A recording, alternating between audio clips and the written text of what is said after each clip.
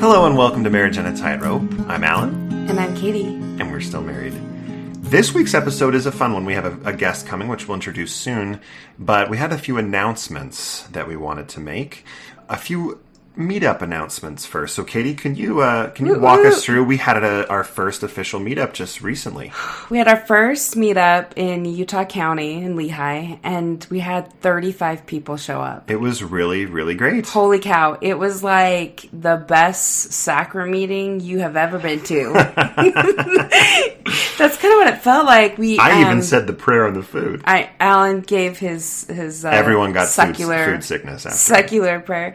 It was incredible. We had so much support there. Everyone showed up, and at first it was a little awkward, but after we got dinner and everyone got to talk, and then we just went around the room and had everyone introduce themselves and tell them a little bit about them, and everyone got to hear each other's stories. And then after we had dessert, and that's really when the magic happened. People exchanged phone numbers, and that was so cool to see. Yeah, it was great. It was. I think I posted about this on Facebook and Instagram, but afterward I told Allan, like, it felt like this really big, proud parent moment where I saw everybody who had all this pain inside them, and that they were like coming together, and they were sympathizing and empathizing, and they were hugging each other, and they were exchanging phone numbers so they could get together. Like, it like seriously brought me so much joy.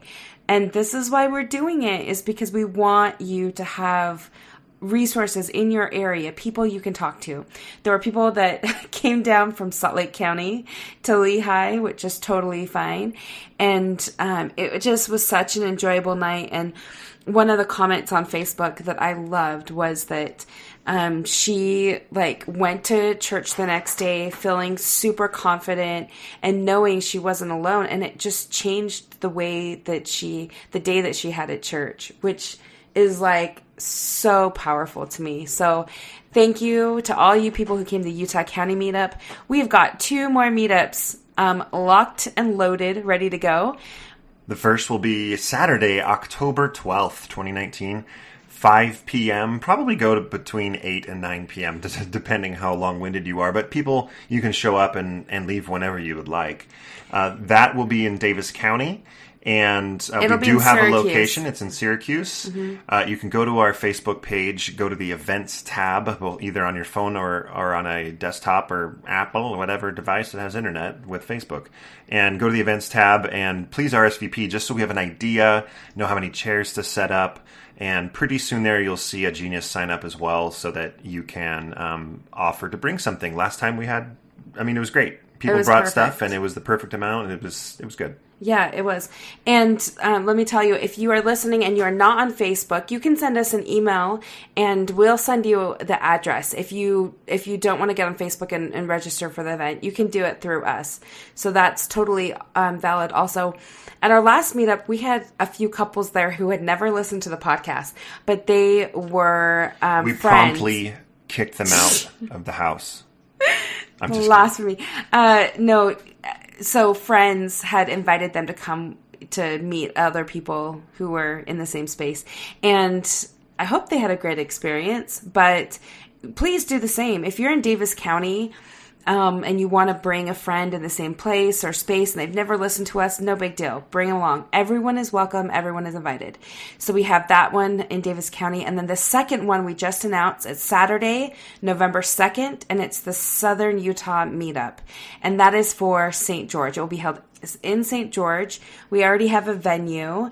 And so anyone who's in the surrounding area, Cedar City, Vegas, anywhere, please come. We're going to do that Southern Utah meetup, and that will be a lot of fun as well. Yeah, if you happen to be in the area and you're not from St. George, that's fine. We had 2 St. George couples at the Utah County meetup, and that was completely fine. Yeah. So if you happen to be down there or in one of the surrounding areas, like Katie said, then please join us. And same thing, go RSVP for that meetup as well.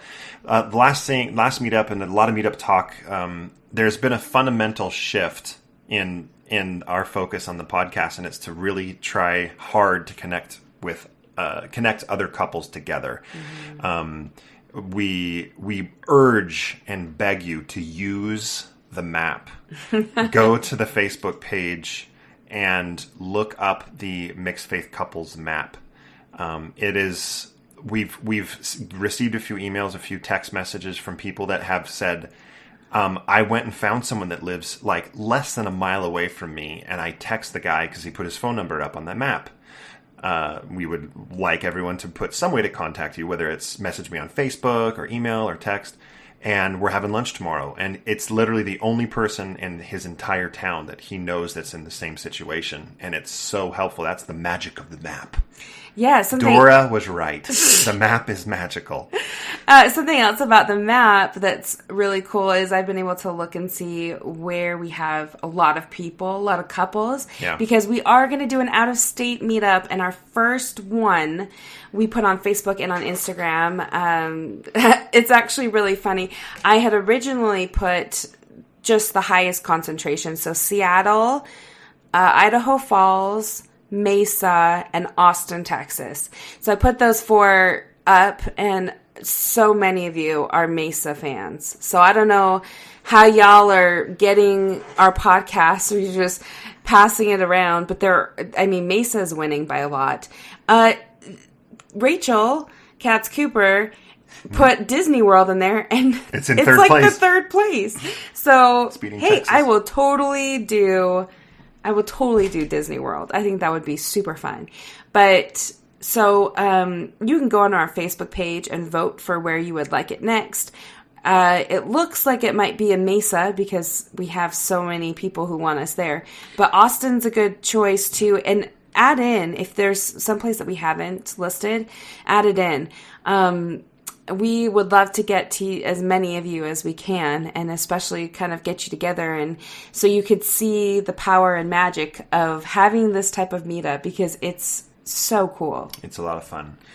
Before we get to the episode, the last thing really to say is, because of that this shift of our efforts, a lot of the efforts are not behind the microphone. It's when the microphone is off, trying to connect people, setting up these meetups. It takes a lot of effort. It takes a lot of time.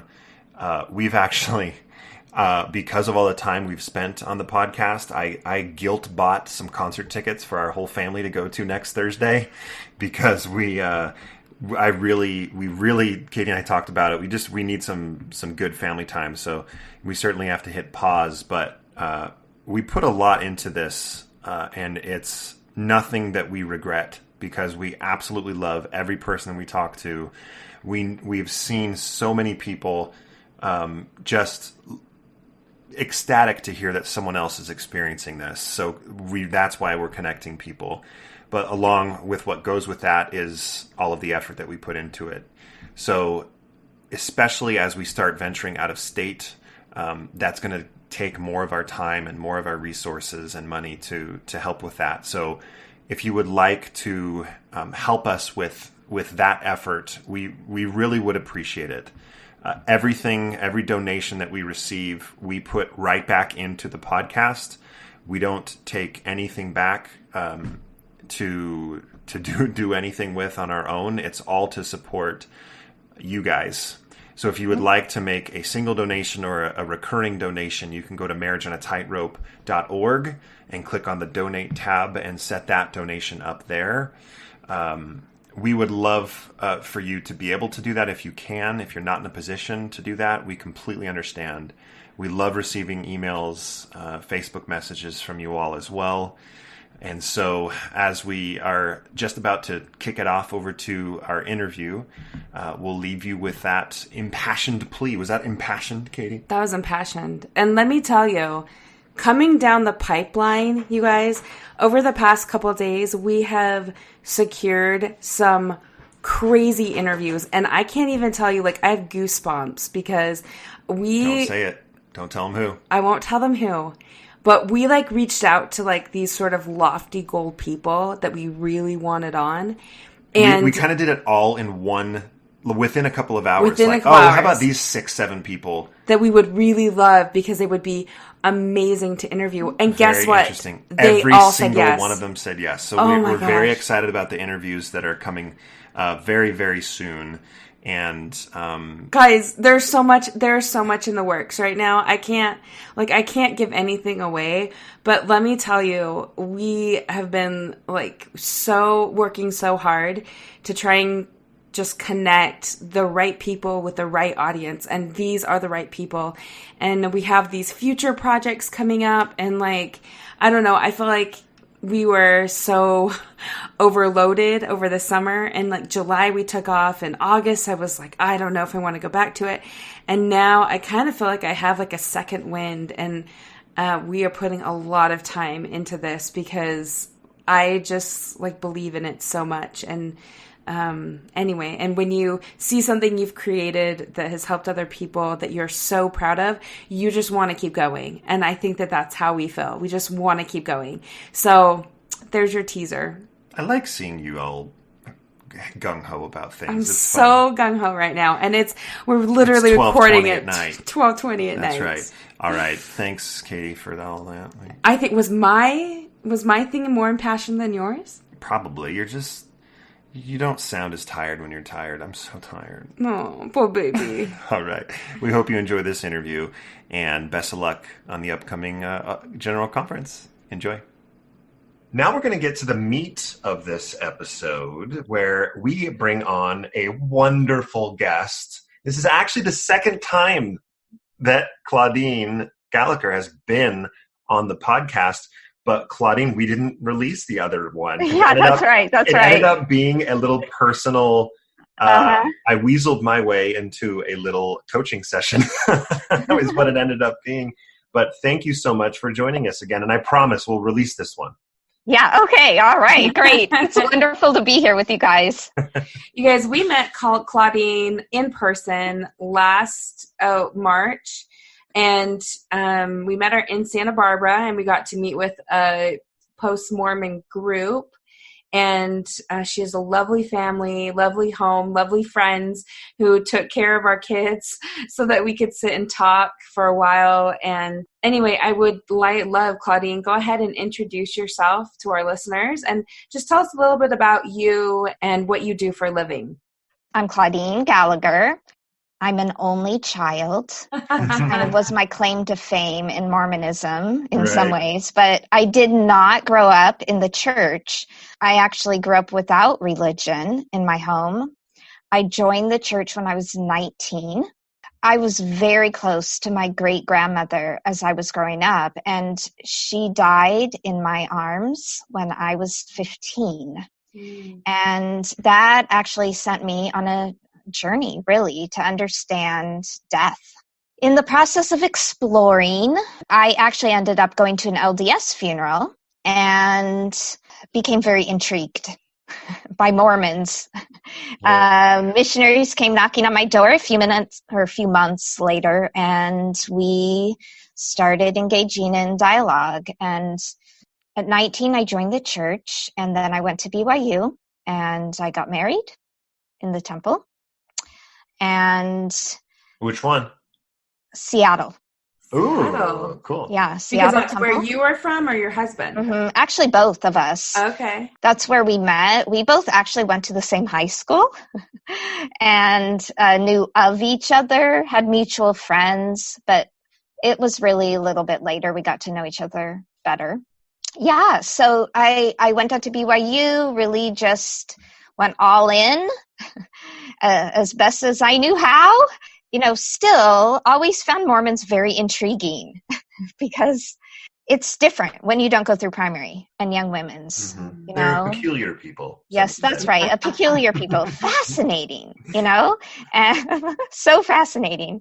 But raised my family Mormon, and it wasn't until a few years ago, right after one of my children, my middle son, went on a mission, that my oldest son was very, very depressed. And I knew he was. I just didn't know all the reasons. And it turns out he had read some things with regard to church history that were very troubling to him. And he just didn't know how to tell us. he couldn't tell us and he couldn't not tell us. So he just shut down, and he was sleeping like 20 hours a day. It took him several months to begin to open up and for us to create safety. And, eventually I began to understand where he was and what had happened, and began to do my own research. What I discovered was not what I expected. And, I totally understand everybody has their own interpretation of church history and what it all means. But it was quite a trying time for us, for our family. And both my husband and I ended up losing our testimony, I guess you can say. Yeah. Yeah, in the truth claims of the church. And so we have not been attending for a few years. We still have many friends that are LDS, and we have family that are Orthodox believers and nuanced believers. One of the things that really helped me kind of get through it all was a life coach school, actually. That as I learned a little bit about some of the skills that they taught, it totally changed my life. And it helped me so much that I really wanted to be able to share those skills with other people. So I got certified as a life coach, and now that's really what I do. I try to help people, both in and out of the church. Most of who I help is in the post-Mormon realm, but I do work with people that are, I would say, nuanced believers as well.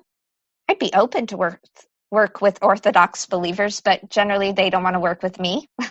Right. So, which is silly, because you are such a good coach. And so I think, because I don't ever feel like, when I've talked to you, I don't ever feel like I'm being judged or there's a bias. I feel like you are such a good coach that if I hadn't have known like where you stood, it really would not have, I would have never known, right? Like it wouldn't have made a difference to me. It flows from you too. Because I remember when I text you, hey, we have this idea for an episode. Would you be interested? Here's the topic.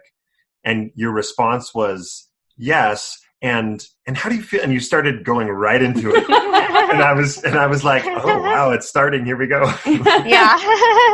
So I want to say that to the listener, any of you listeners who are Orthodox, you are nuanced, you're members, you're believing, you're in. This is a coaching session with Claudine, and I hope that you can listen without any biases about her or any of the things that we talk about, because she is a great coach. So anyway, and that's actually, and I wanted to give you some credit on the episode that this coaching session we did last time, because the reason why it wasn't released is it was just me and Claudine, and it ended up just turning into a very personal session where I talked about things that I would even have to go listen to it. I still have the recording. It got into things that Katie and I hadn't even talked about. So it didn't feel like that should be publicized without talking to Katie first. So anyway, just to explain why to people why that didn't ever come out, but this one will. And now, Katie, why don't you introduce the topic, because there's been a number of people on our Facebook group who have been talking about something coming up next weekend and how to deal with that. Yes, I think this episode's going to release on Monday, and this week, and the weekend coming up is conference weekend, and so much of our traditions and culture is tied to traditions, right? And so I know that a lot of people are struggling with the fact that conference is coming. You know, what do I do? What does Allan feel comfortable with me doing? Can we watch conference? Is it going to be a struggle? How do we approach it with our kids? How do we make it not so sad or upsetting for us? How do we create new traditions around it? There's just, so this is like fully loaded general conference. And in our own Facebook group, we've seen a lot of people talk about what they're going to do in order to make their conference, general conference weekend, a good one rather than something that's going to be hard or they're trying to avoid. So that's the topic that we really wanted to discuss with Claudine. Then I think it's going to be pretty simple. I think basically what you're going to say is that I, as the man and father of the household, get to decide what happens, right? Isn't that? No? I'm slapping him as he speaks. Just kidding. So anyway, we'll turn it over to you to start asking questions or start explaining how can a couple go about, and specifically we can talk about us. How can we go about navigating what could be a difficult weekend for some couples? Yeah, so Katie and I talked a little bit on the phone about this the other day. And I did. Yeah, so, and I asked her, what was important to her about conference? What did she want out of that weekend? I think what's important to me is I really love like our traditions surrounding it. I love that on Sunday we make cinnamon rolls and we get up in the morning and we all sit down in front of the TV and we turn it on and we're in our pajamas. And, Saturday's usually busy anyway because we've got baseball and so many other things. So we don't really get to listen on Saturday. But Sunday, it's like we're all coming together to do something together. I feel like it's important that my kids know who leaders are in the church and listen to talks or beautiful music, or it's just something like that I've always enjoyed doing with my family. And in April, we completely avoided it by going out of town. And I mean that we can't always be out of town every conference weekend, right? That's just not. Well, it's family vacation every 6 months. It's perfect. Oh, I'm going to quote you on that later. So, I guess that's one of the reasons why it's important to me. Yeah. So you like the tradition in part. Mm-hmm. And you said that it's important to you that your children know more about the leaders of the church. Yes. Yeah. So tell me more about that. What's important to you for them? Like for them to know from the leaders? Yeah. Or just like, what is your goal for them in hearing from the leaders? I think overall, the majority of the messages are like tender. They will talk about service. They'll talk about Christ. They'll talk about kind of all sorts of things. And I feel like as a youth anyway, like I used to sit there with my journal and write down notes, and I would listen to things and then I'd write it down and then I tried to remember them later. And so I guess like I have this idea in my head that maybe my kids will, be like really good listeners and they'll hear something that will maybe make a difference to them or will be thought-provoking. And maybe that's a stretch because of the ages, but my 13, 11, 7, and 5-year-olds, I know that sometimes it's just a circus. So I don't really know how much they're getting out of it as much as I would like for them to get something out of it. Mm-hmm. So some sort of like reinforcement of a principle about Christ or service or love or compassion or any of those things. Yeah. So it sounds like a couple of things. You like the time together. Mm-hmm. You like the tradition. I know you said on the phone with me, pajamas, right? Pajamas and cinnamon rolls. Yes, pajamas and cinnamon rolls, right? Yeah. So that togetherness. And, it's something that has been a routine in your life for a really long time. Yeah. It's kind of like school is in some ways, right? For kids, the coming back to and all the feelings that accompany it. It's not just the event. It's all everything else, that it means to you and you want to share that with your kids. Yeah. And in this particular case, Allan has he has different thoughts about conference now than he used to. So Allan, what are your thoughts? For a while, after going down the rabbit hole and you're still trying to make things as far as your participation work, I'll talk personally, I actually became hyper focused on general conference and really wanted to listen to every single word that was spoken with sometimes with a critical ear, sometimes with a hopeful, please just say something that is helpful here. That lasted for probably 3 general conferences until last general conference. Just wasn't that interested anymore. And it was more of why? What made the change for you? I think just part of that grieving process, acceptance started to creep in, where it's this really, they don't speak to me anymore. And I don't feel like they have a message for me that is uniquely able to help me. Okay. Not that there aren't messages messages of service, but I can get those messages from someone else and from someone that I don't feel has betrayed my trust, or someone that also in other situations will teach things that I not only disagree with, but I feel are deeply hurtful in many ways. So I'm just ready to extract myself from that experience altogether.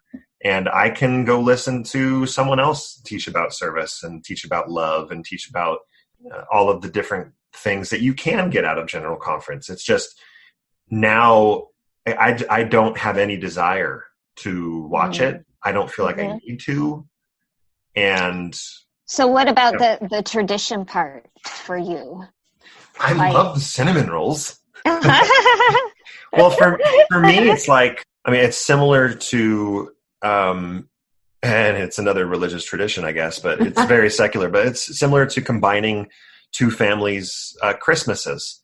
In my family, it was a tradition to walk down the stairs and see the Christmas tree and take a picture of everyone's mouth agape with all the kids. And so we incorporated that into our family tradition. And Katie had traditions of opening pajamas the night before. And so we created new traditions based on the old ones and kind of combined the effort. So for me, the traditions now, and this is going beyond what you asked, Claudine, but the tradition is like, let's take the traditions we like and let's make some new traditions with it. Let's make some cinnamon rolls and go on a hike, or let's make some cinnamon rolls and deliver them to people that are watching conference, even though we don't want to. And I'm not saying we, because maybe it's just me. It's just you. Yeah. So how do you feel about that, Katie? I know that it's like good to make new traditions surrounding things that are like hard right now.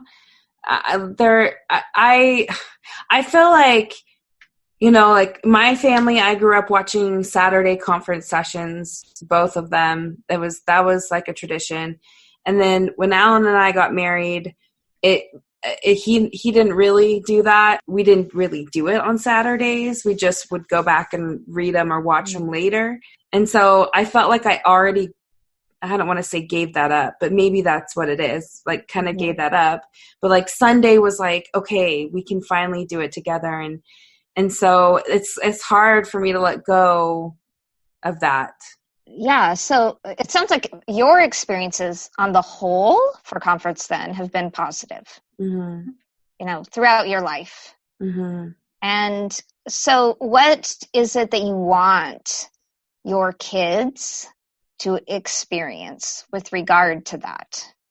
I think like when it comes down to it is I don't like the idea of like doing things separately. Like, if we are watching conference together, like me watching with the kids and Allan being in a different room, I don't know, like it just doesn't feel right. I want my kids to like have something like stable. And for some reason, I associate, conference as being like a stable thing that you do every year. And it's a special time. And now that Allan doesn't feel like that's the tradition he wants to hold to, maybe I'm feeling insecure about it because it's not stable.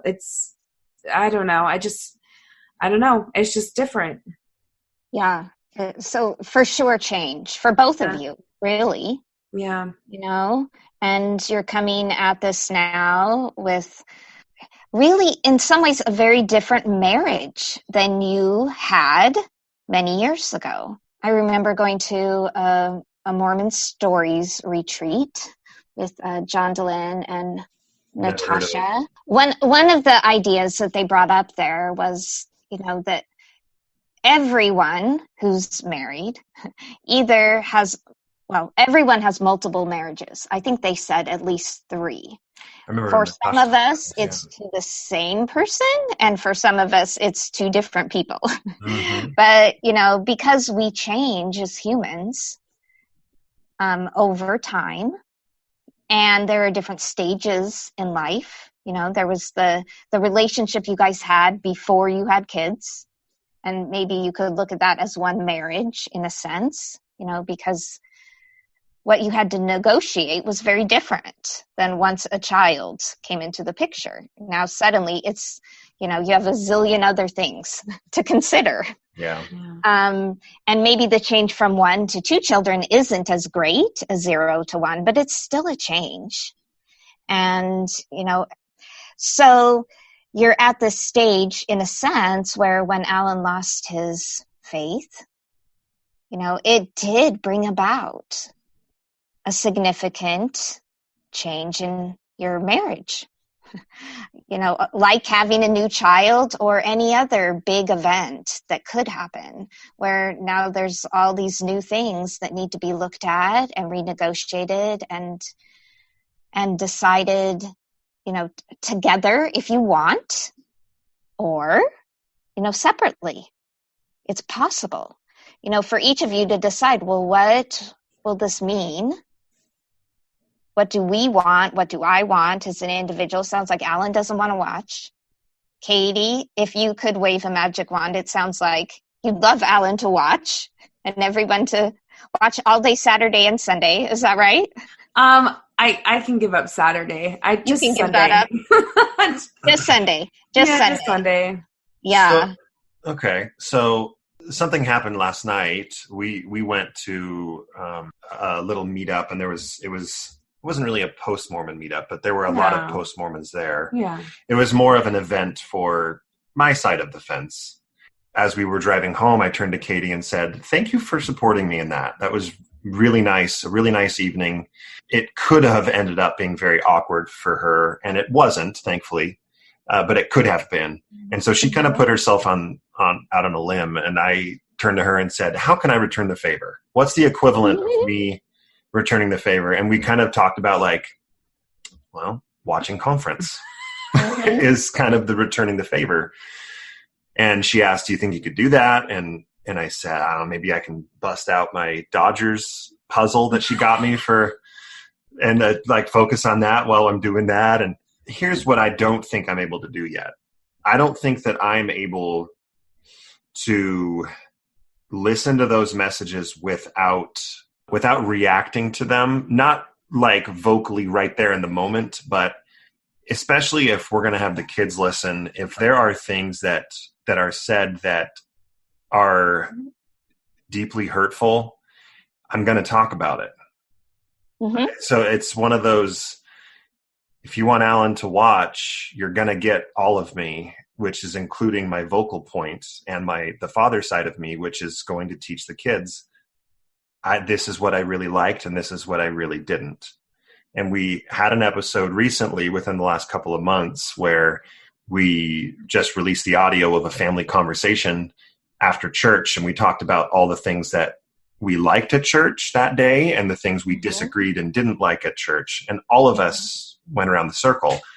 If I were to watch a conference session or two, I would feel the need to do that. And what do you think about that, Katie? I'm fine with that. My biggest thing is that like he has such an emotional reaction to things that are said that, I mean, it causes him to be hurt for the rest of the day. And I'm just, Yeah. No, you're right. That's, You're right. I'm not like trying to be mean or anything, but I don't like to see you in pain, and I don't like to see you like be upset. And so, you know, part of me is like, well, just let it go, Katie. Like, he doesn't want to watch, and you don't want him to get upset or grumpy. And so just let him not watch. And then part of me is like, but wait, this is something that we've always done together and we're not doing anymore. And that's hard for me. And so he's like good man, and he'll listen with me, and I'm fine with him, you know, retorting or saying things that he disagrees with to the kids. I don't have a problem with that, but I think it's like the emotional thing. It's just like the emotions that come out with it that I don't know. It's hard. A lot of the emotions have, I don't want to say subsided, but reduced into amplification, de-amplified. I don't know if that's the way to say it. Can you give me an example? What does that mean? Oh, so they're not as intense because exactly what you just described, Katie, like the fact that I am open with the kids now, I wasn't for a long time.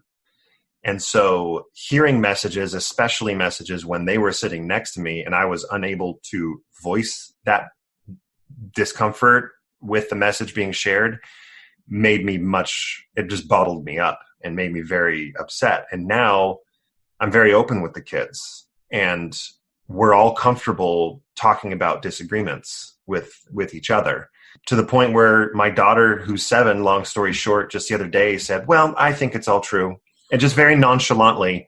And it was super cute. And we all smiled and laughed about it. So, I mean, like, we're really comfortable. So for me, it truly is, I'm in this space where I'm almost to the point of throwing my hands up and going, I just don't care anymore.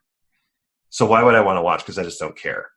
But there's still that part of me that knows that if I watch, there's going to be some emotion involved with it. There's going to be a reaction. It's a lot of it is, I'll stop my monologue here in a second. A lot of it is based on all the people that we talk to and knowing how these messages affect them. Knowing certain messages hit our family members' ears in ways that make them think of us. And the concern is that they'll think of us as less than based on those messages. So it's all very complicated. It's not as simple as, I don't agree with this message. It's saying the Book of Mormon is true, and I don't think that's true. No, it's much more, it's much deeper than that, some of the messages. And so, yeah, anyway. So what is your worst? I like to go to the worst case scenario, because then if it doesn't happen, it's totally fine, of course, right? Sure. But if it does, then you have something in your tool bucket, to use, to deal with. So let's just say, Allan, that you decide to watch a session or maybe even part of a session with Katie, and that something is said. Like, what is your worst case scenario? I think that worst case would be a talk that centered around, that was directed to the children, saying, if you have a parent that doesn't believe, you have to get them to believe again, or you won't be with them again after this life. Mm-hmm. Okay. I think a message that would make my kids feel like they weren't going to have me after this life would be a worst case scenario.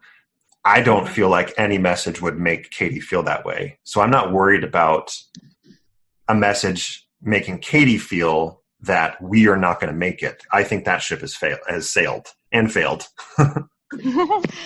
Yeah. So what are your thoughts, Katie, about Allan's worst case scenario? Yeah, I kind of think that talk happened. Yeah, I mean, it did. And we didn't watch conference with the kids, so we didn't have to worry about it. Mm-hmm. Yeah, so like my thing is that like the kids are going to learn what they see in the home day to day. So if we are teaching them in our home, I don't remember hardly any. I mean, there's just not a lot that I remember, but I do remember that what I was taught in my home. And so, you know, if we said to them, we actually disagree, you know, or whatever, I feel like that they would listen to us over a leader. And so I really like don't feel like it would have a whole lot of weight to our kids. That's how I feel. So then my question is, where do we say, why expose them to the message in the first place?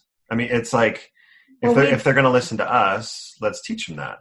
And are we going to play like Trump speeches on repeat just so we can tell them? That's an extreme example. I know. I'm trying to give the example of, at what point do you put your hands up and say, why are we listening to these messages we don't want them to learn? And I know maybe the answer is we're not talking about those messages. We're talking about the worst case example. We are talking about the worst case example. Right. And that's not the case in every single talk. I know. Go ahead. Let me ask you another question, just kind of to encompass this. Like, what do you want your kids to learn about emotions and traditions, you know, in your home? Like, it sounds like, you know, Allan, you're really worried about experiencing a particular emotion. So let's say that a talk came up in which someone said this worst case scenario, and suggested, you know, that you won't be together as a family eternally. Yeah. And then what would you think about that message? Well, I would think it was a load of garbage. I wouldn't believe it. So the message itself would just go ting off of me. Right. Okay. So you're saying then at this point you wouldn't have a reaction?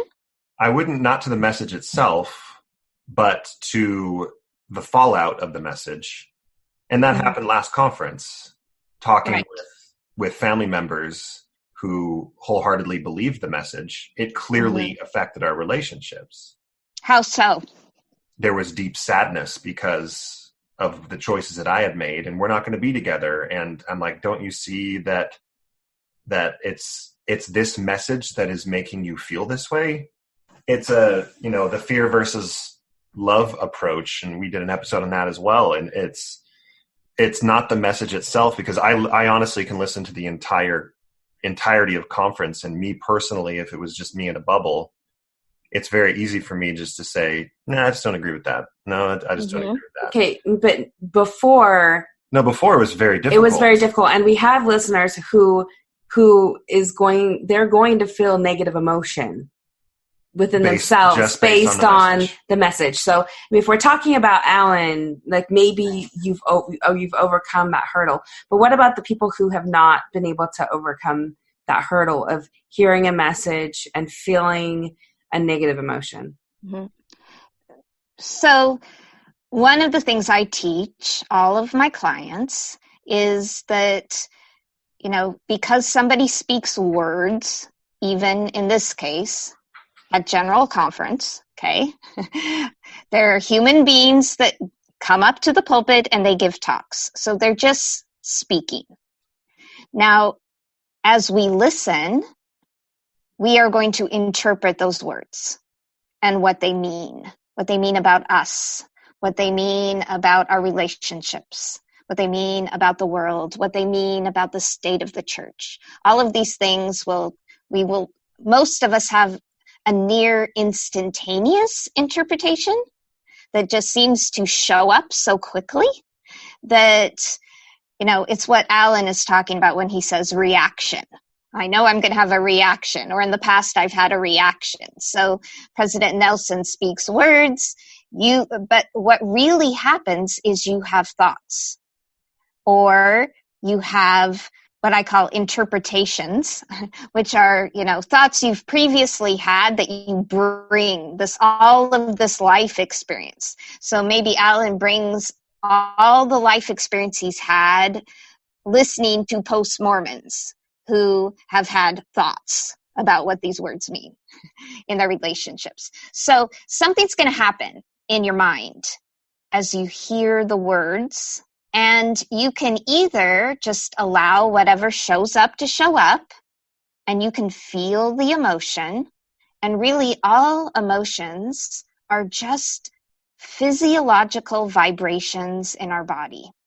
When we are in physical danger, our emotions will just kind of kick in and our bodies react. So if you're driving down the road and a car swerves into your lane, your body will react before you have a chance to think. And that's a really good thing. It can help us in that moment to survive. When we're not in physical danger, though, this is what we call emotional danger, we're not actually in danger. Those physiological vibrations, will come and go and change. As human beings, we feel all kinds of emotions. None of us want to feel those that we think of as negative or uncomfortable. We're wired to want to resist those, but they don't harm us in the way we think they do. And in fact, it's the resisting them or the fearing them that causes them to feel even bigger than they are. So, President Nelson, I'm saying him because that's the talk you guys brought up. And I know a lot of people, both believers and non-believers, struggled with his message the last time, right? And Katie, you and I talked about this a little bit on our phone call the other day. We all agree, I think, both believers and non-believers, that Russell M. Nelson is a human being. He brings his life experiences with him to his calling or to his role as president of the church. And he tends to be more on the letter of the law. He's a letter of the law type guy. He most likely will continue to give messages that are similar to the ones he's given in the past. So as you look at conference, you can decide ahead of time how you want to think about his messages and what meaning you're going to give them. I know it sounds kind of crazy, and it took me a while to really process this and to really get it. And that is that even the post-Mormons who are upset about what he says, whatever is happening is actually coming from their own brain, not from Russell M. Nelson. Now, I'm not saying this in terms of to blame anybody for anybody's feelings. It's not about blame. What I'm suggesting is that when you acknowledge that, you get your power back, because you realize you get to decide how you want to think about it, how much power you want to give away to those things. Allan, what are you thinking there? Yeah, so I'm thinking, what does this look like in, if I went into last conference and President Nelson's talk with kind of that mentality that you just walked through of, I get to decide what I think. What I don't want to interpret what you're saying is as I can decide what he means. I can decide to either believe it, reject it, how I react. I certainly can choose how I react and what I think about it. I don't know that the outcome would have been much different for me personally. Katie had a harder time with that talk than I did at that point. And I didn't. Yeah, Katie, what were your thoughts about it? That was a hard one to listen to. And It felt a little bit manipulative. I think like in the moment, it somehow made me feel bad about my family, and that like we were less than because of where Allan was, where I was, that people, and this is so not true, but I've seen people that aren't of the faith pass away in complete peace. And the talk that was given like made me think about not having peace when I die for some reason, because maybe I hadn't checked all the boxes, or my spouse hadn't, and so when I die I'll regret it, and that made me feel bad, and it quite honestly made me worry about what does death look like in a mixed faith marriage, especially for someone who doesn't hopes for an afterlife but doesn't really maybe believe in an afterlife, and so that was really like large wounds and things that we hadn't even discussed. And then when it was brought to the forefront in a talk, all of a sudden I'm feeling like, oh my gosh, what is my death, or what is my husband's death gonna look like? And so it brought up a whole new dynamic between us,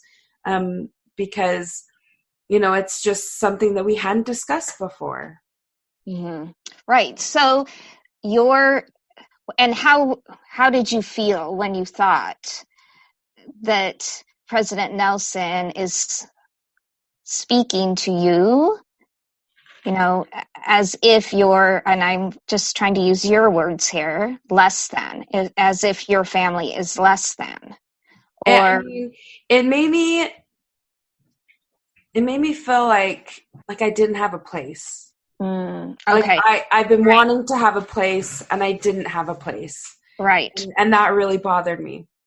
So that was what we call your default interpretation of what his message meant.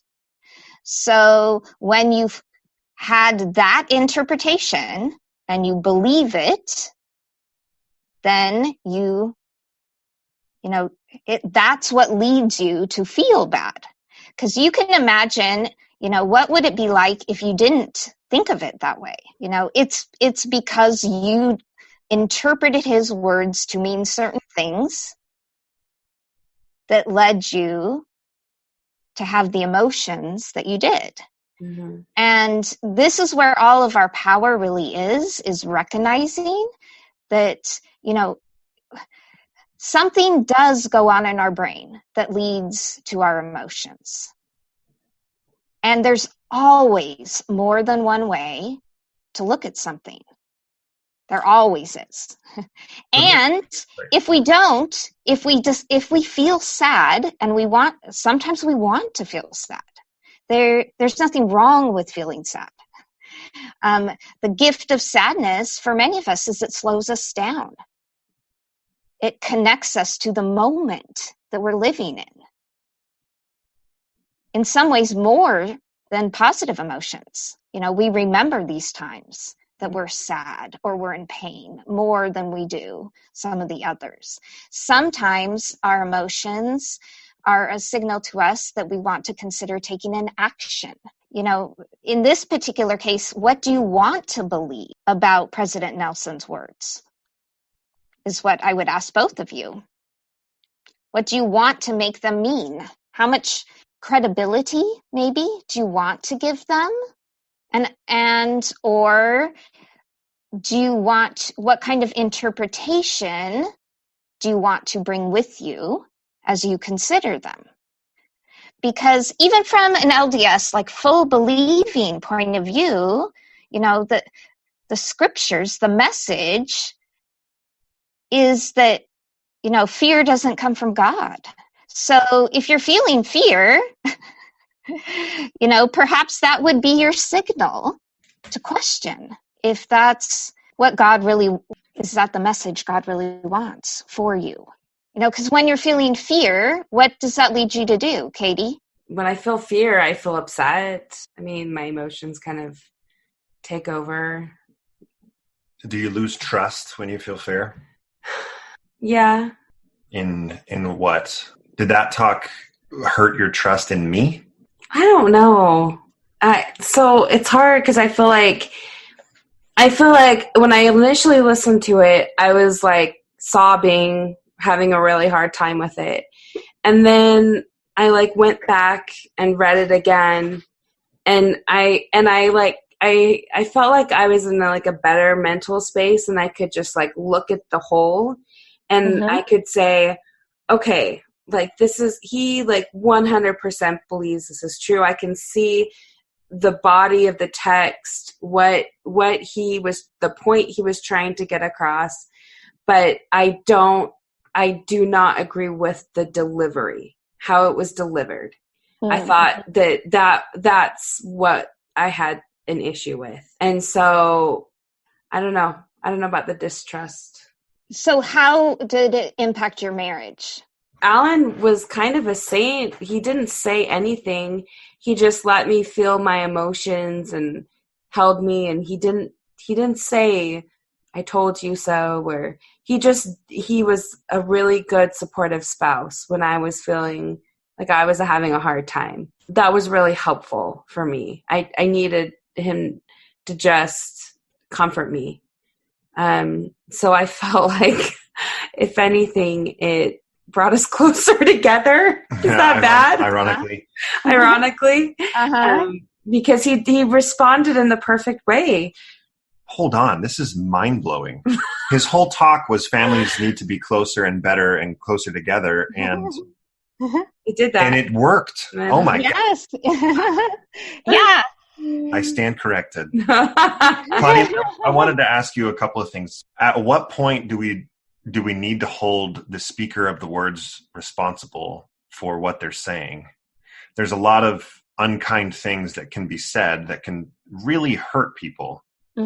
Right. At what point, yes, we can interpret it the way that we want, and it kind of, my second question goes with it, of when is anger an appropriate response? I mean, Yes. if there is something that is said that I interpret as, I am choosing to interpret this as harmful, as a threat to my family, or a threat to the LGBT community, and I choose anger, and I choose to be vocal. I'm going to go talk about this online. I'm going to call my brother and tell him that I didn't appreciate this message, or whatever it is. Anger is one of our trickiest emotions. People talk about fear being, the fight or flight type emotion, but really fear is flight or freeze. To fight, we need anger. If there is a saber-toothed tiger that comes into your home and wants to eat your children, your brain makes a calculation that the best way for you to survive, or at least your children to survive, when you're willing to die, if you have to, for the sake of your tribe or something that you care about, that's when you fight, right? That's the natural response to a physical danger. So in this particular case, though, when it's an emotional danger, we're worried about people experiencing, emotional pain. There are several ways you can go about responding to that. Anger itself, what does it feel like in your body, Allan? Do you know? For Allan, he grits his teeth. I grit my teeth. It feels like I'm tensing up. He usually will punch a pillow or I'm ready to take violent action.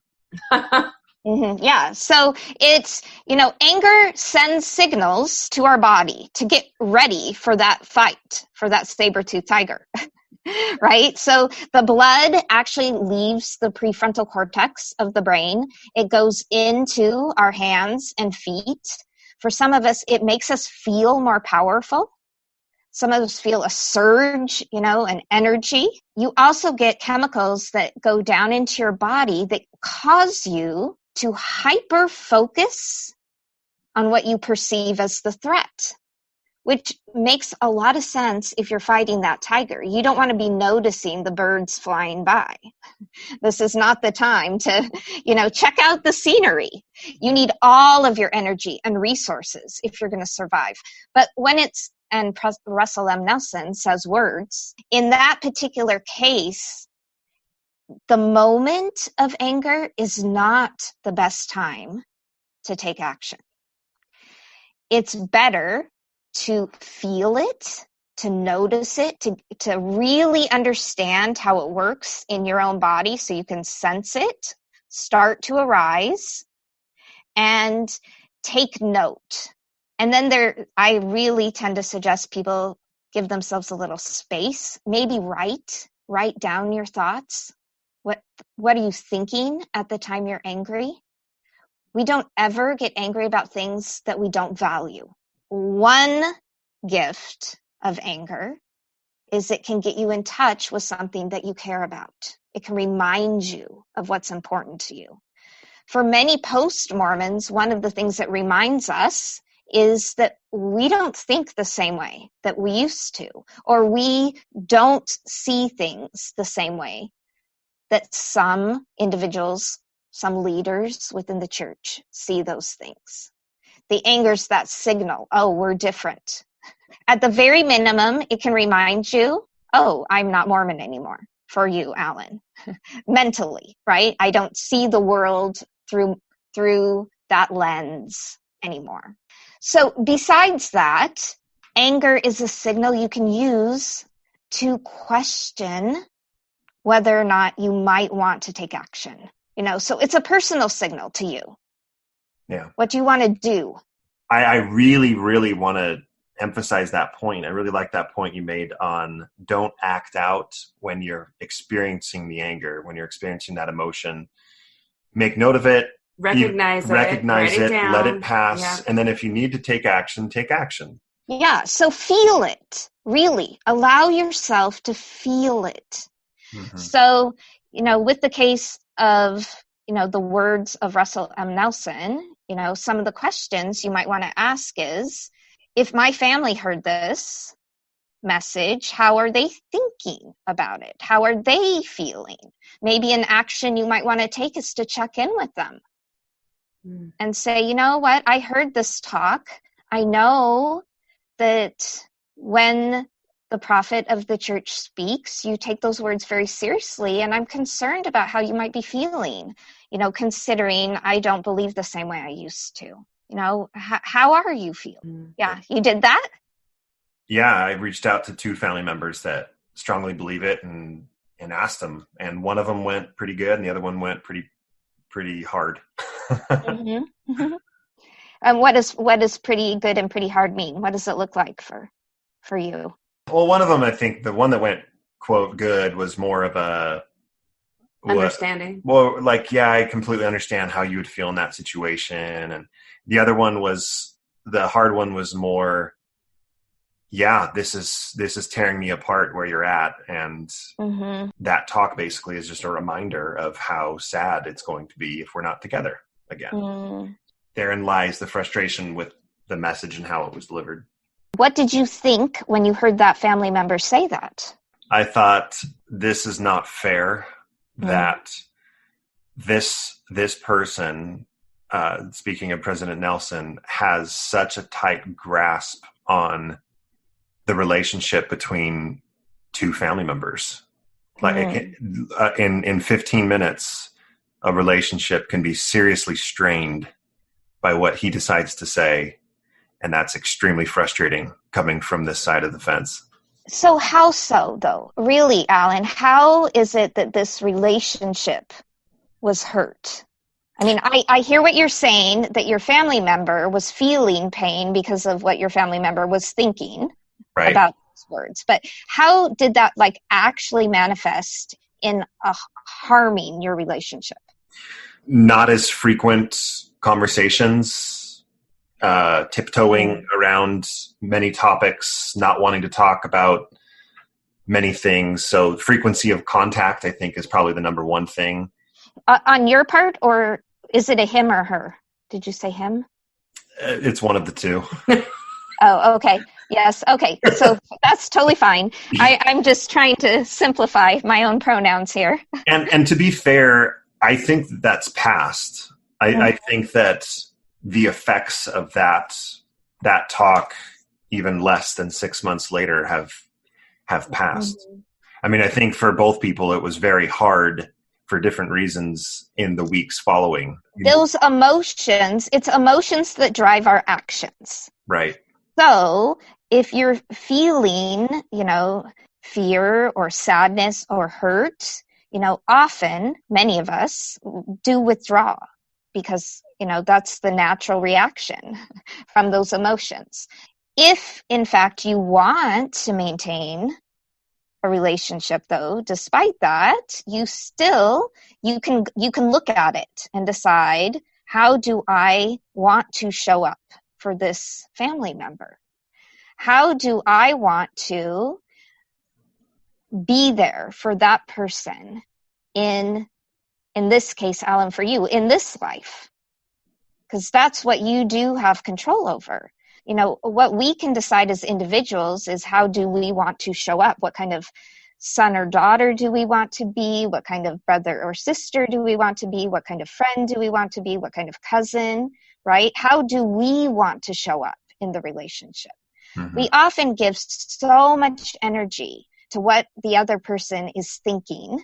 And if, in fact, the other person is afraid, one of the kindest, most loving things we can do is to help them recognize that we are still going to show up as a loving individual for them, on their behalf. That there isn't anything they could fear or say or do that will cause us on our half, because that's the part we can control, right? To stop loving them. Right. So if they say, Allan, I'm scared because it's going to be so sad in eternity if you're not there, how would you respond to something like that? Or how would you want to? Oh, I'll be there, and I'll be there to give you a big old hug. I think you could tell them how much you love them and care for them and value their relationship, and I don't know, you'll continue to love and support them no matter what. And I mean, just sort of that reaffirming, I've not gone anywhere. I'm still here. And all of this is taking me back to, I just don't need to hear any of it, because it's much easier for me just to not give my time, effort, and emotions to something I don't really care about anymore. Mm-hmm. So that I can just continue my relationships without having to navigate all of that. Right. So but that's why we're doing this, is because we live in a mixed faith marriage, and I feel differently. And so that's what we're sitting here trying to work out. Right. Oh, I know. Yeah. I know. So I hear you, Allan. You don't need to hear the words, and they don't need to mean what they used to you. Right. Right. So Katie's not even asking at this point. She's not saying, Allan, you need to listen to the words. She's saying, she's making a request, it sounds like. Mm-hmm. Tell me if I'm wrong, Katie. No, you're right. You're right. Okay. The gift of your presence. The gift of you showing up in the same room to eat cinnamon rolls in your pajamas. At least for some amount of time, maybe, that she would like your presence there. Do you need him to listen, Katie, or do you just need his body? Ooh, answer that question. Fully loaded. Yeah. No, I mean, I think to me, part of the tradition is the presence, and I know where he's at, and I know how he feels. So if he was sitting there doing his Dodgers puzzle with the kids, and we're all just kind of there together, mm-hmm. That would be good enough for me. Okay. What if he wore earplugs? I'm just asking. I mean, it wouldn't be so far off from what church is like. So if he showed up, ate cinnamon rolls, wore earplugs, and worked on a puzzle. Yeah, I mean, he could wear I don't know. What if he scratched your back and wore earplugs? Would that work for you? If I'm in the room, I'm going to listen, and we're going to talk about it. That's just how he is. that's just how it. Okay. So, and are you good with that, Katie? I am. Yeah. Are you? I am. I mean, I can do it. I'm not going to love it. How about how can we negotiate on maybe just like the first hour of the first session? When you think about a request or how he feels, and I am curious, Allan, if you feel like if she makes a request, can you say no? I personally, right now, feel like I can. Mm-hmm. I think that she would be open to me saying no. I know that there may be a number of people listening that don't feel like they're in that situation. So maybe, I don't know, for the sake of their situation, I can say no. I don't feel like I can say no, but I honestly do. Right. I honestly feel like if I told Katie, like, I understand that this is important to you, I don't think I can do it. I feel like you would understand that. Yeah. And it would be hard. Yeah, I mean, hard, maybe not even hard. I don't know. I think we're at the place now where I would be understanding and I would say, okay, that's fine. That's your choice. But for those people out there who either feel like they can't say no, or it's difficult to even ask the question between the spouse and the couple, what are some things that they can do or think about regarding that? Yeah. So, when you make a request, there is some vulnerability there when it's a real request. Yeah. Will you consider? And, because you're in a position where they might say yes and they might say no. And for the other person, it can be challenging to think about what you want even. So right. You're already focused on, that they want you to say yes. Exactly. So you put what they want the answer to be above what you're even thinking you want. All of us who have spent a lot of time in Mormon culture have had a lot of practice saying yes, feeling like it's super important to consider the other person's needs, even above our own. Yet, in these circumstances, for two people to really come together, to have emotional intimacy, you need to be able to be separate and different as well. You need to be able to say no so that you can also say yes when you want to, that it means something, in both cases. So both the person who is, making the request might want to think about how they want to interpret it if that request is declined. So if you ask Allan, does he want to watch? He says no. How do you think about it now, Katie? I want what's best for his mental health. So okay. I'm okay with it. Yeah. So you're not making it mean, oh, he doesn't love me. He doesn't care about me, right? So, right. But some people do. Mm-hmm. Or they go to, oh no, he will never, ever consider this in the future, to going to catastrophizing. That's normal. A lot of us do that, but it's not particularly helpful or useful, especially in these kinds of scenarios where you are differentiating a bit. You noticing that he's having a different opinion about the church. It's super important, I think, for you to get grounded, and that doesn't mean he has a different opinion about me. So that's what I really recommend for you, Allan, no matter what you decide about conference, if you want to watch it or not watch it, that you make a decision of what you want and then own it no matter what it is. So if you chose to watch because Katie asked you and you decide, you know what, I want to do this and I'm doing it because she asked me and that's a good enough reason, then you own it all. You own everything that happens. I chose to be here. I'm not here because I have to. I'm here because I chose it. It always feels so much different than if you're doing it because you feel like you're under obligation. Right. Yeah. Or if you decide not to, in this case, to say no and to have your own back, meaning you don't have to beat yourself up or think you're a bad husband That's not useful either. And we tend to go there. Like, we make these little decisions mean a lot sometimes, and we don't necessarily have to. I promise there are families that if they don't have, a good knockdown, drag out debate about something over the course of a week, feel like something's gone wrong. Some people, they're totally fine with conflict. I think it's intense in Mormon culture that somehow we pick up that all conflict has to be a problem. It's totally okay to be in conflict and not have it mean anything about the relationship. I think we've seen that with just the mixed faith marriage and all the conversations you're forced to have, is that you're drawn closer together as you work through that conflict. It's actually a very positive thing if handled properly. Yeah. So I also think another thing that can be useful for some people is to name their fears as they're noticing them with one another. So if you were a little nervous, Allan, about saying no, then you could say, Katie, I'm nervous, or I'm scared that if I say no, that you'll think it means that I don't care about you. I really do care about you. Of course I do. And I want to be a good husband. And this is really hard for me to say no.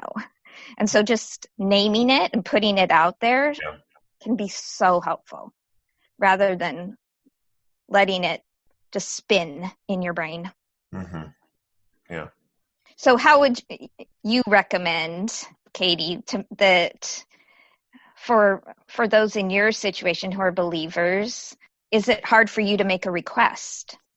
I think at first it was hard for me to make the request. Feelings are super raw. I know he has no interest in listening to conference. And in the beginning, I felt like it was really hard for me to even say hey, do you want to, I felt like I was trying to tiptoe around his feelings.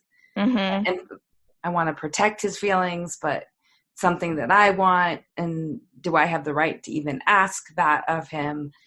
And so in the beginning, it definitely was a hard thing to even ask. Yeah, you guys have worked really hard, I think, to get there. And it's not easy. Yeah. There's so many little things that need to be renegotiated. I think recognizing that these conversations can be challenging and not expecting that you have them in any kind of perfect way. Giving yourself permission to stop and start, just keep coming back to it because you're both figuring yourself out at the same time as you're trying to figure out the other one in the midst of the changes. Allan, what would you need to let's just go to Fantasyland for a minute. Right. Let's contemplate the idea that these moments in general conference could be at minimum neutral, if not pleasant. Let's pretend for a sec. Okay. If you were having a good time, let's say it wasn't conference. Let's say, what do you like to watch? Do you like football or baseball? The Dodgers. Baseball. Okay. All right. So let's pretend it's the Dodgers game instead that she had invited you to. Mm. So she says, Allan, Dodgers game is on. I really want you to be there with me and the kids. Can we all watch it together as a family? What would you think? I would weep tears of joy. Because why? What would you interpret that experience? What would you make it mean? Well, I mean, this has happened because she has said, turn the Dodger game on. Isn't the Dodger game on? And I just go, let's do it. Let's turn it on. Mm-hmm. Because how did you feel when she asked you? She's thinking about something that I love, and she wants to enjoy it with me. Mm-hmm. Yep. Yeah, Katie, I love it. I'm throwing my hands up in the air for all of you listeners. Yes, yeah. I've never heard Foley talk about sad heaven, though. What I want you to know, and I know it's going to sound a little crazy, is that your feeling of elation came really from the way your brain was interpreting her invitation and what you decided to make it mean. And you pre-decided you were going to enjoy the Dodgers game. You've decided that about yourself. You've decided that her invitation was a loving action. You may not know it with sentences in your head, but like immediately your brain registers all of those things. So right now you're pre-registering, negative associations with conference, but both of those experiences, no matter how you register these things, it's coming from the way you have pre-decided to interpret.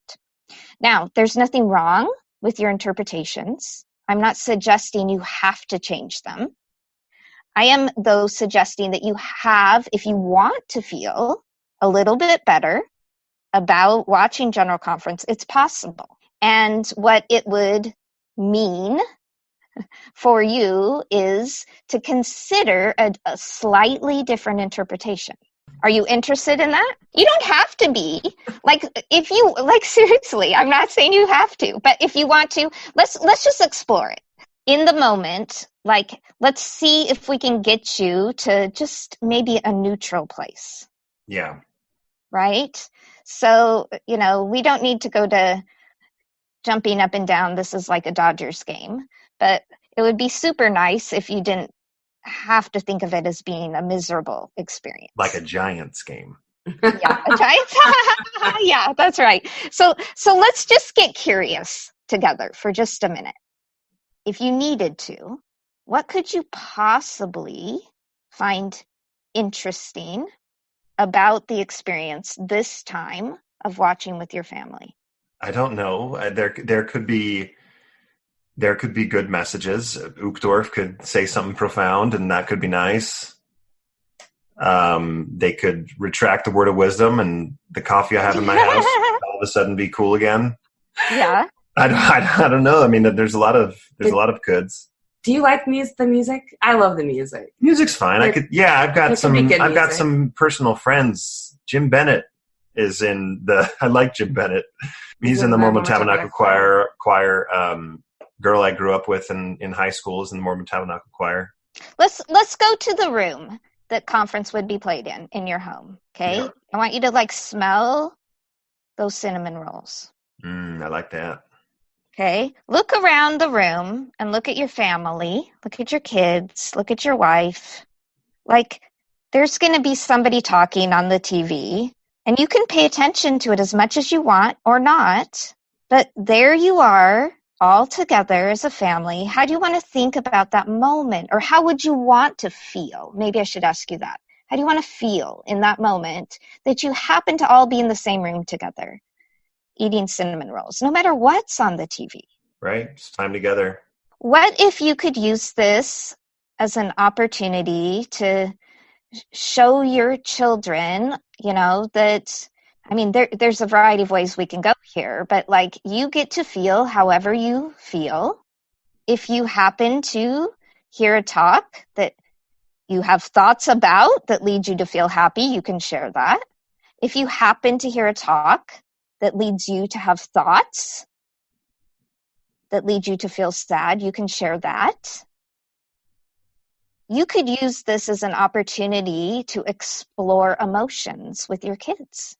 Claudine, just as a side note, speak to maybe those out there who cannot be as public because maybe their wife is just learning about their faith crisis, and so they don't know a whole lot, as well as, what if the children are there in the room, but they haven't talked to the children yet about dad's faith or mom's faith crisis or how they feel. So they can't be open. They can't, without giving too much away, right? What are some tools that, those people are going to go into? Maybe they're with their extended family watching and nobody knows. Maybe this is just a personal thing for me, but I really don't like to use the word can't. Because, the truth is if they want to, they can share whatever they want to with their family. Now, what is out of their control is how their family will think and how they will feel about whatever it is that they share. If somebody's new to a faith crisis, I would really encourage them to allow themselves to feel. And as they welcome that, it's an opportunity to get to know themselves better. People who are not yet feeling ready to talk about a faith change. Maybe, this is very new for them and they're very concerned about what those around them may think, and that maybe they don't even know fully what they think or where they are yet. That's a really challenging place to be. For me personally, I called it a realiquake. That time I had to give it its own emotion because it was so intense. Some people feel kind of numb. Other people just feel a whole bunch of emotions more intensely than they've ever felt before. Quite a spectrum. So if you are in that particular situation, the first thing I would say is just to meet yourself with as much compassion as you can possibly muster, and realize it is a hard time and it won't always be quite so challenging. You will figure it out. And I would just suggest that you give yourself permission to get through conference however it is that you need to. For some people, journaling can be very useful. I would also suggest maybe that at least if you're nervous that somebody might say something to you and you're not ready to talk about it, to come up with an answer ahead of time that you will say in that moment, which could just be, I've got a lot on my mind. I'm not in a place I really want to talk about it right now. Could we talk about it later? So, that's totally great to give yourself whatever space you need. This podcast has been focused on, we're going to watch conference. How can that be easier for the person whose values have shifted? Mm-hmm. How would this have looked different, or would it have looked different if instead we were talking about the situation of, we're not going to watch conference? Mm-hmm. How can Katie have a better attitude about that? Right. Would right. it be the same conversation, the same tools, what you just said? How can this bring my family closer together? Because what we have to be constantly conscious of and concerned about is, I'm hearing a lot of the post-Mormons that listen to this podcast saying, oh, great. Now my wife is going to say, or my husband is going to say, you have to listen to this. Mm-hmm. This is going to help you watch conference with me. When that is not something that marriage needs, or that person wants. Right. Mm-hmm. Of course, this is just one option. Yep. For you to watch conference. And that's a great point, right? So there's so many different ways you guys could work this out. Or, it could be that you wouldn't watch any conference, neither of you. It could be that if Katie has some particular pieces she decides she'd really like to watch with their kids, your kid, later, that she brings that to them. Or asks at a future time, maybe after listening, maybe she might pick a talk that she thinks is positive and uplifting. She might run a, check with you. Hey, Allan, do you think this particular talk would be okay for us all to watch together? And that's another way to go about it. Or maybe you decide to create your own rituals and do something totally different. That's just going to be the Mount family. What is it? Is it semi-annual, biannual? I always get those mixed up. I know. I don't know the semi-annual, I think. Anyway, twice a year, the Mount family tradition will be, there's, something that you guys will all do.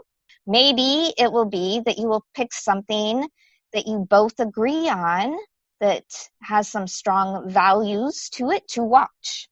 Maybe it will be a movie or something that you want to watch all together and discuss.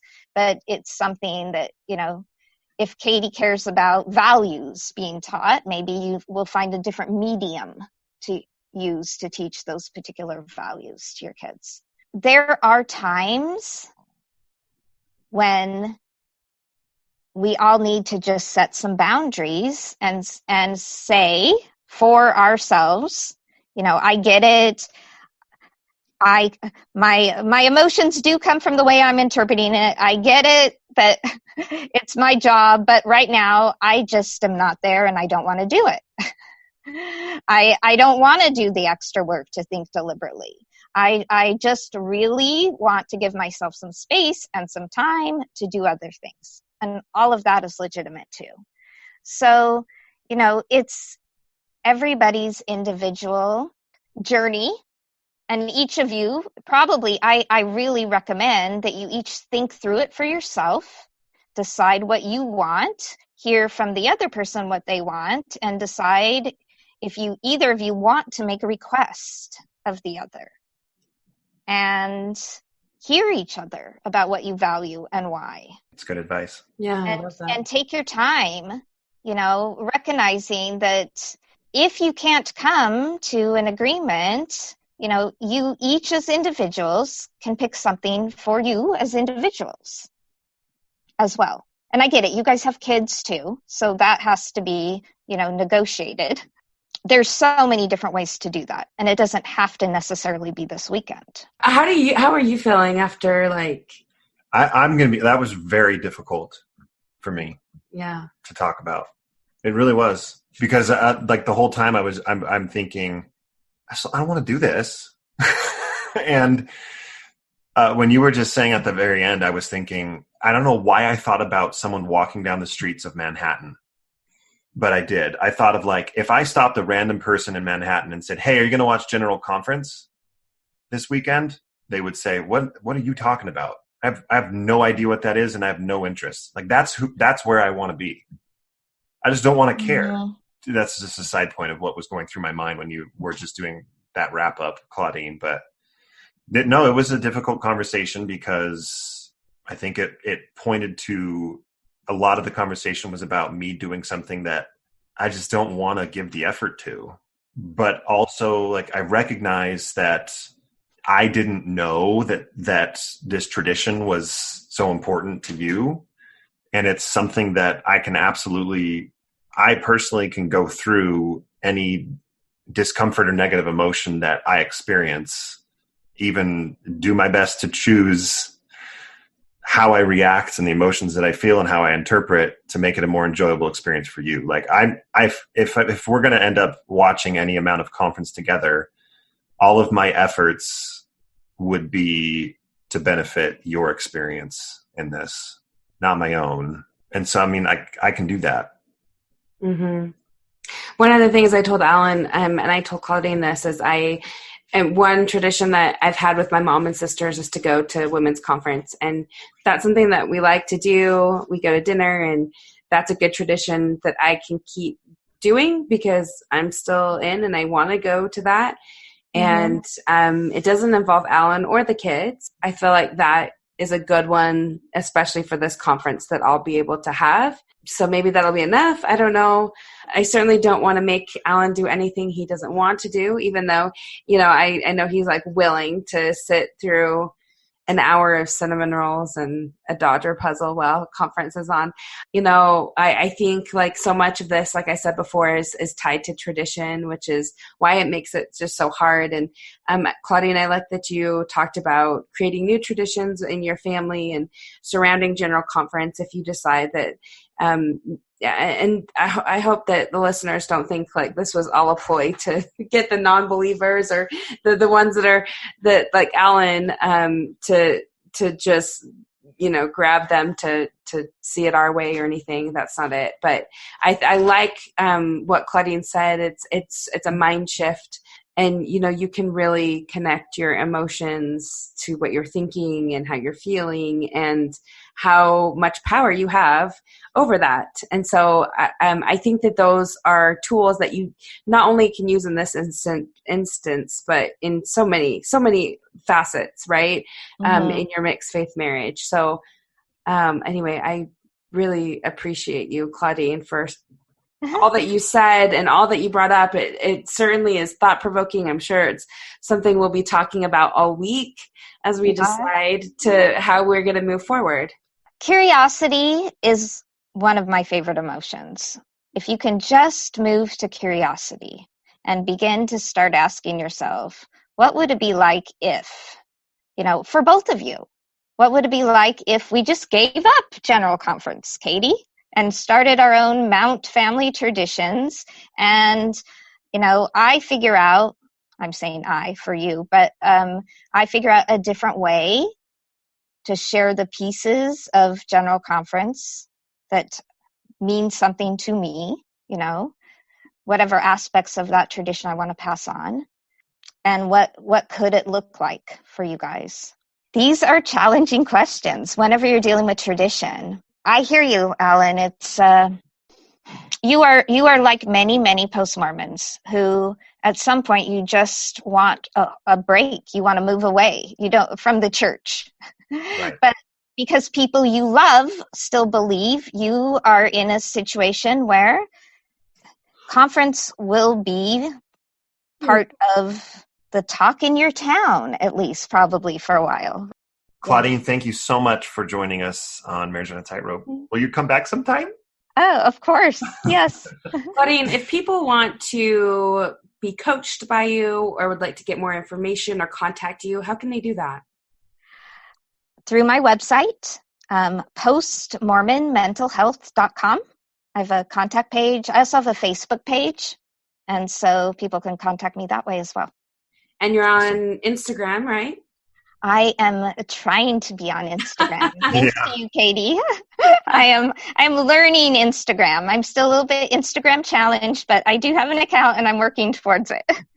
Perfect. Well, I really appreciate you coming on and talking us through some of these really hard things that everyone's going to be experiencing, all of our listeners this weekend. And so hopefully it's given them some ideas, things to think about, and maybe even just put them more at ease, hopefully feel less anxiety over this big looming thing that they either have or haven't talked about. Right. So anyway, we really appreciate you coming on.